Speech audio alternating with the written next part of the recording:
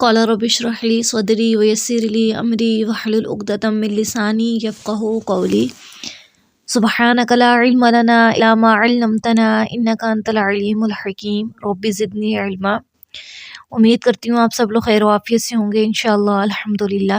اللہ تعالی ہم سب کو ایمان کی بہترین حالتوں میں رکھے۔ خیرکم من تعلم القرآن وعلمہ، کہ تم میں سے بہترین شخص وہ ہے جو خود قرآن سیکھے اور دوسروں کو سکھائے۔ تو ہم نے مطلب زیادہ تو نہیں کر پا رہے کہ تفسیر کو ڈیپلی اسٹڈی کریں، کیونکہ تفسیر کا نام ہی ہے کہ اس کے خلاصے میں جانا، اس کو ڈیپلی اسٹڈی کرنا۔ لیکن ہمارا مقصد یہ ہے کہ میں نے جیسے بہت زیادہ آڈیو کلپس میں یہ بات بیان کی ہے کہ ہم اگر ایک آیت کو بھی پڑھتے ہیں، ایک آیت کو بھی سمجھتے ہیں، اگر اس پر ہماری گرپ بہت زیادہ ہے تو اٹس مینس کہ ہم نے بہت کچھ حاصل کر دیا۔ لیکن اگر ہم روز کے بہت زیادہ پاروں کی تفسیر سنتے ہیں اور یا اگر ہم پڑھتے ہیں لیکن اگر ایک آیت پہ بھی ہماری گرپ نہیں ہے تو پھر اس کا کوئی فائدہ نہیں ہے۔ نیکی تو ہمیں مل رہی ہے لیکن فائدہ نہیں ہے۔ اگر ہم ایک آیت بھی پڑھ رہے ہیں اور اس پہ ہماری گرپ گہری ہے، اگر وہ ہماری جو ہمارا عمل ہے، جو ہماری نیکی ہے وہ قبول ہو رہی ہے تو اٹس مینس کہ ہم کامیاب ہو رہے ہیں۔ تو آج جو ہمارا آغاز ہو رہا ہے سورۃ البقرہ سے، سورۃ الفاتحہ سے، یعنی کہ ہم لوگ مختصر سا خلاصہ، یعنی کہ جو مین امپورٹنٹ جو آیات ہیں ان کے مین پوائنٹ کو سامنے رکھیں گے تاکہ اللہ تعالیٰ ہمیں مجھے صحیح بیان کرنے کی توفیق نصیب فرمائے، جو کمی پیشی رہ جائے اللہ تعالیٰ اپنے خزانے سے پورا فرمائے، آمین۔ اور یہ ہے کہ اللہ تعالیٰ ہم سب کو عمل کرنے والا بنائے، آمین ثم آمین۔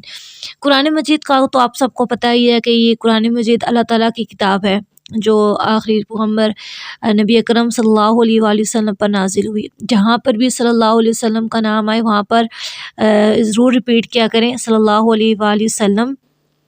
اس کا ریزن یہ ہے کہ جب آپ اس ورڈ کو ریپیٹ کریں گے تو قیامت والے دن آپ پل صراط سے جلدی گزر جائیں گے، اور اگر آپ اس کو ریپیٹ نہیں کریں گے تو پھر آپ پھنس جائیں گے۔ اب یہاں پر جیسے سورۃ الفاتحہ کا آغاز ہوتا ہے تو سورۃ الفاتحہ آپ کو پتہ ہے کہ اس میں سب سے پہلے اللہ تعالیٰ کی تعریف بیان کی جا رہی ہے، الحمدللہ رب العالمین۔ تمام تعریفیں صرف اور صرف اللہ تعالیٰ کے لیے جس نے ہمیں پیدا کیا، یعنی کہ ہر طرح کی تعریف اس رب العالمین کے لیے ہے۔ جب بھی آپ دنیا میں کسی بھی قدرت کا کوئی نظارہ دیکھتے ہیں، کسی انسان میں کوئی خصوصیت دیکھتے ہیں، اس کی قابلیت دیکھتے ہیں، تو ہم ہمیشہ ایک بات بیان کرتے ہیں کہ اس میں کتنی اس کے اندر ایک چیز کتنی زیادہ اٹریکٹ کرنے والی ہے، لیکن وہ دینے والا کون ہے؟ وہ ہمارا رب ہے، وہ اللہ تعالیٰ کی ذات ہے۔ تو تمام تعریفیں کس کے لیے ہیں؟ وہ صرف اور صرف اللہ تعالیٰ کے لیے۔ سورۃ الفاتحہ میں اللہ تعالیٰ کے صفات نام آتے ہیں، الرحمن الرحیم۔ ہم سب کو یہ بات معلوم ہے کہ اللہ تعالیٰ کی جو رحمت ہے نا وہ بہت زیادہ وسیع ہے۔ ہم جتنے بھی گنہگار کیوں نہ ہو جائیں، لیکن اگر ہم اپنا ایک آنسو بھی اللہ کی راہ میں اگر نکالتے ہیں نا تو اللہ تعالیٰ ہمیں معاف کر دیتا ہے۔ اللہ تعالیٰ نے دنیا بننے سے پہلے آسمانوں پر یہ چیز لکھ لی تھی کہ اللہ تعالیٰ کی جو رحمت ہے وہ اللہ تعالیٰ کا جو غصہ ہے اس پر غالب ہے۔ اللہ تعالیٰ کی جو رحمت ہے وہ بہت زیادہ وسیع ہے، اور وہ اپنے بندے سے ماں سے 70 گنا زیادہ محبت کرنے والا ہے۔ دیکھیں ہماری ماں چاہے ہم سے ناراض بھی ہو لیکن کبھی ہمیں تکلیف میں نہیں دیکھ سکتی، تو ہم اس بات کو کیسے بیان کر سکتے ہیں کہ وہ رب جس نے ہمیں پیدا کیا وہ ہمیں تکلیف میں دیکھ سکتا ہے۔ جہاں پر محبت ہوتی ہے وہاں پر آزمائش ضرور ہوتی ہے، جہاں پر محبت ہوتی ہے وہاں پر امتحان ضرور ہوتا ہے۔ تو ہمارا اور ہمارے رب کا نا ایک مضبوط کنیکشن ہونا چاہیے۔ حدیث مبارکہ میں آتا ہے کہ تم تب تک کامل ایمان والے نہیں بن سکتے کہ جب تک تمہیں تمہارے والدین سے زیادہ اللہ سے اور اللہ کے نبی سے محبت نہ ہو جائے۔ اور میں ہمیشہ اس بات کو سوچا کرتی تھی کہ یہ کیسے پاسبل ہو سکتا ہے کسی کو اپنے والدین سے زیادہ اللہ تعالیٰ سے محبت ہو یا اللہ کے نبی سے محبت ہو۔ تو وہ آیت اب جا کے میری سمجھ میں آئی ہے کہ ہاں واقعی میں ایک ٹائم ایسا آتا ہے کہ بندے کو رب سے زیادہ محبت ہو جاتی ہے، یعنی کہ انسان چاہتا ہے، میرا خود کا یہ ہے کہ اللہ تعالیٰ نے مجھے بہترین نعمتوں سے نوازا ہوا، یعنی کہ اتنے میں قابل نہیں تھی جتنا میرے رب نے مجھے نوازا، لیکن مجھے جو صرف سکون ملتا ہے وہ صرف اللہ کی راہ میں سکون ملتا ہے۔ جو میرا دل مطمئن ہوتا ہے، جہاں پر میری روح مطمئن ہوتی ہے، وہ صرف اللہ کا گھر ہے اور اللہ کا کلام پڑھنا اور پڑھانا ہے۔ تو اللہ تعالیٰ ہم سب کو اپنی راہ میں چنے، آمین۔ کچھ لوگ بڑے خوش قسمت ہوتے ہیں، وہ اللہ کی راہ میں اگر نہیں بھی آنا چاہتے تو اللہ تعالیٰ ان کو گھسیٹ کے لاتے ہیں، لیکن کچھ لوگ پھر آگے ہی آیت میں آتا ہے کہ پہلے اس سے پہلے آیت آتی ہے کہ ایاک نعبد و ایاک نستعین، کہ اللہ تعالیٰ ہم صرف تیری ہی عبادت کرتے ہیں اور صرف تجھی سے ہی مدد طلب کرتے ہیں. ان کی عبادت کے لائق صرف اور صرف ایک اللہ تعالیٰ کی ذات ہے. اللہ کے سوا ہم کسی کی عبادت کر ہی نہیں سکتے، کیونکہ ہمارا جو رب ہے وہ رب العالمین قل هو اللہ احد، وہ صرف اور صرف واحد ہے، اور عبادت صرف اور صرف اللہ تعالیٰ کی بنتی ہے. اس کے ساتھ کسی بھی قسم کا شریک ٹھہرانا کفر ہے. پھر ہم مدد بھی صرف اللہ تعالیٰ سے طلب کرتے. ان اللہ مع الصابرین، بے شک اللہ تعالیٰ صبر کرنے والوں کے ساتھ ہے، اور اللہ تعالیٰ ان لوگوں کے ساتھ ہوتا ہے جو نماز سے اور صبر سے اللہ تعالیٰ سے مدد طلب کرتے ہیں. پھر اس کی آتا ہے اہدنا الصراط المستقیم. ہمیشہ اللہ تعالیٰ سے دعا مانگا کریں کہ یا ہادی اہدنا الصراط المستقیم، یا مقلب القلوب ثبت قلبی علی دینک، کہ اللہ تعالیٰ ہمارے دل کو اپنے دین کی طرف پھیر دے، کیونکہ جو ہمارا دل ہے وہ اللہ تعالیٰ کے دو انگلیوں کے درمیان ہے، تو اللہ تعالیٰ جس طرف چاہتے ہیں اس طرف ہمارے دل کو پھیر لیتے ہیں. پھر اسی کے ساتھ آگے یہ بات بھی آتی ہے کہ دیکھیں ہدایت ملنے کے بعد بھی انسان گمراہ ہو جاتا ہے، لیکن اس سے بچنے کے لیے بھی ایک دعا ہے کہ ربنا لا تزغ قلوبنا بعد اذ ہدیتنا وہب لنا من لدنک رحمہ انک انت الوہاب. اس دعا کا زیادہ سے زیادہ اہتمام کیا کریں کہ اللہ تعالیٰ ہمارے دلوں کو ٹیڑھا نہ ہونے دے. جہاں پر اگر اللہ تعالیٰ اگر ہم پھسل جائیں، اللہ تعالیٰ اگر ہم تیری راہ سے نیچے ہو جائیں، تو ہمیں اپنی راہ میں گھسیٹ کر اللہ ہمیں اپنی راہ میں قبول کر، بے شک تو ارحم الراحمین اور تو قبول کرنے والا ہے. پھر راستہ ان لوگوں کا راستہ اللہ تعالیٰ جنہیں تو نے ہدایت دی، جو تیرے انعام یافتہ لوگ ہیں، جو تیرے قرآن والے لوگ ہیں، جن پر تیرے رحمتیں تیری نعمتیں بہت وسیع ہیں. اللہ تعالیٰ ہمیں ان لوگوں میں شامل کر، ہمیں ان لوگوں کے راستے سے بچا، گمراہ لوگوں کے راستے سے ہمیں بچا، اور ہمیں انعام یافتہ لوگوں کی راہ پر چلا. اور سورۃ الفاتحہ جو ہے مکمل ترین جامعہ دعا ہے، یعنی کہ اس میں بندہ اللہ تعالیٰ سے گفتگو کرتا ہے، اور اللہ تعالیٰ اپنے بندے کو گفتگو کا جواب بھی دیتے ہیں. یعنی کہ اللہ تعالیٰ اپنے بندے کو رسپانس بھی دے رہے ہوتے ہیں کہ میرا بندہ مجھ سے یہ بات کر رہا ہے. اور ہمیشہ اپنی زندگی میں اللہ تعالیٰ سے گفتگو کیا کریں، سب کے سامنے بھی کیا کریں، چھپ کے بھی کیا کریں، ہر جس حالت میں بھی ہیں اپنے رب سے ضرور مانگا کریں. آپ کا رب آپ کو کبھی بھی خالی ہاتھ نہیں لوٹاتا. اور زندگی کا سب سے قیمتی احساس، دنیا کی سب سے زیادہ بڑی نعمت میں کہتی ہوں اللہ تعالیٰ کی محبت ہے، اور اللہ تعالیٰ پر یقین ہے کہ آپ کا رب آپ کو کبھی بھی تنہا نہیں چھوڑتا. یہ اگر آپ اپنی زندگی میں اس بات کو، اس آیت کو اپنی اگر مائنڈ میں بٹھا دینا، تو آپ زندگی میں کبھی بھی ہمت نہیں ہار سکتے. پھر اسی کے بعد سورۃ البقرہ کا آغاز آ رہا ہے. سورۃ البقرہ آپ سب کو معلوم ہوگا کہ اس میں بنی اسرائیل کا زیادہ تذکیرات ہیں. جسے سورۃ البقرہ سٹارٹ ہوتی ہے تو سب سے پہلے آتا ہے کہ الف لام میم ذالک الکتاب لا ریب فیہ ھدی للمتقین، یعنی کہ قرآن مجید جو ہے وہ ہر شخص سے بالا تر کتاب ہے. اور اللہ تعالیٰ یہ سورۃ البقرہ میں ہی فرماتے ہیں کہ اے ایمان والو، نماز قائم کرو اور زکوٰۃ دیتے رہو. یعنی کہ اپنی زندگی میں سب سے امپورٹنٹ جو ہمارا جو کام ہے وہ ہے نماز قائم کرنا. دیکھیں جو شخص دنیا میں اللہ تعالیٰ کو سجدہ نہیں نہ کرتا، وہ قیامت والے دن بھی اللہ تعالیٰ کو سجدہ نہیں کر پائے گا. جب وہ جھکیں گے ان کی کمر سیدھی نہیں ہوگی، وہ جھک نہیں پائیں گے کہ وہ اللہ تعالیٰ کو سجدہ کر سکیں. تو یہ بڑی آپ کہہ سکتے ہیں کہ مطلب انسان کو سکون نہیں ملتا کہ وہ اپنے رب کو سجدہ نہ کرے نا. نفس کا کام ہے بھٹکانا، لیکن اللہ تعالیٰ کو سجدہ ضرور کریں، کیونکہ ہمارے پاس صرف اور صرف ہے ہی اس رب کی ذات ہے. اور اگر ہم اس کے بھی نہ ہو سکیں تو اس کا مطلب نہ تو ہم خود کے اور نہ ہم کسی کے. پھر اللہ تعالیٰ نے بہت سارے لوگوں کے دلوں پر مور لگا دیتے ہیں. اللہ تعالیٰ ان کے کانوں پر، ان کی آنکھوں پر.